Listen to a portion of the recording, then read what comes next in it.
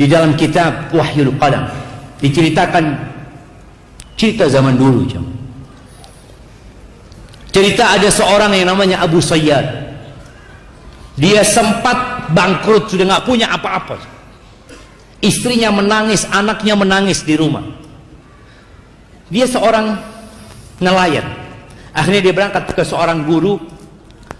Dia ngomong sama gurunya, aku punya masalah secara ekonomi ini, keluargaku sudah nangis-nangis. Apa oke, kata gurunya. Gurunya sholat 2 rakaat, minta sama Allah, kemudian berangkat ke pantai. Coba engkau lemparkan jaring jalam. Dia lemparkan jalan supaya dapat ikan besar.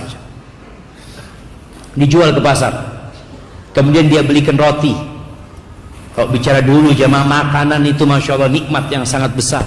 Dia beli roti 2, yang satu isinya madu, yang satu isinya keju. Dia bawa, dia datang ke gurunya. Guruku, kau ambil salah satunya. Kata gurunya, enggak. Gurunya mengatakan, kalau kita minta untuk diri kita sendiri mungkin enggak keluar itu tadi ikan. Itu rezekimu, katanya. Dia bawa pulang jamaah 2 roti ini. Di tengah jalan ada seorang perempuan bersama anak mengemis. Ngelihat orang ini bawa roti, didatengin. Dia minta dengan tangisan anak perempuan ini. Kesian orang ini. Dia ingat sama istri sama anaknya di rumah.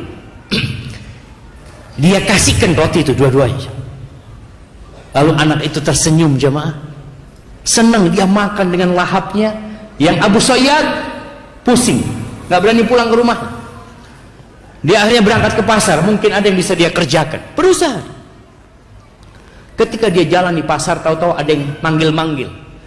Man yadulluni ala Abi Sayyad. Siapa yang ngasih tahu aku Abu Sayyad, katanya. Abu Sayyad, kata dia. Kata orang aneh pasti, itu yang jalan tuh, kata dia. Dipanggil lah Abu Sayyad, kata dia. Ada apa engkau, kata dia. Dia cerita, aku punya utang sama bapak 30.000 dirham. Masya Allah, 30.000 dirham itu kira-kira 3.000 dinar. Dia bisa buat beli kambing 3.000 ekor. Kalau antum nggak kebayang tuh, 3.000 ekor kambing.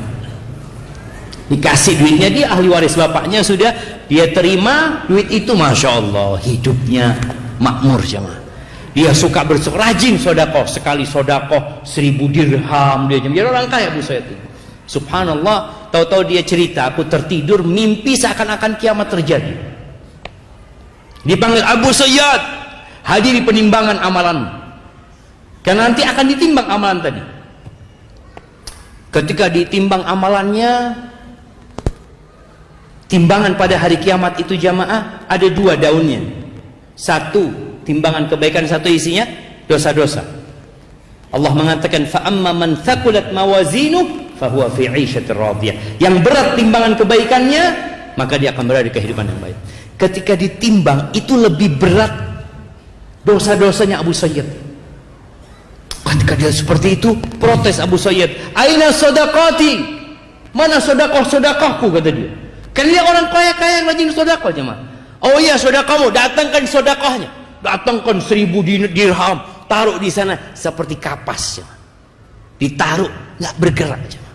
Datangkan 1.000 dirham. Kenapa? Di setiap dirham-dirham yang dia sedekahkan, fihi syahwatun nafas, ada syahwat nafs. Syahwat kepingin sedekah, aku kepingin sedekah, aku senang sedekah, aku suka membantu orang lain. Aina Allah?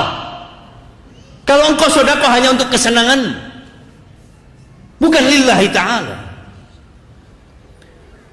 Ketika melihat itu Abu Sayyid lemas jemaah. Lalu dikatakan innaka la tudzlamul yaum. Kau enggak akan dizalimi hari ini. Kata dia. Masih ada amalanmu, kata dia. Apalagi, kata. Ada 2 roti, kata dia. Kata Abu Sayyid, 1.000 dirham aja enggak ada. Beratnya apa artinya 2 roti itu? Ditaruh roti itu jemaah. Itu timbangan jadi sama jemaah. Dia lihat, ya Allah, kata dia. Bayangkan. Sedekah yang sedikit, tapi ketika ikhlas lillahi ta'ala, yang nggak ada syahwatun nafs sama sekali di situ, jadi berat. Kemudian dia mulai optimis Abu Sayyid ini. Dan ada satu lagi amalan, senyuman perempuan, anak perempuan itu ketika engkau kasih roti.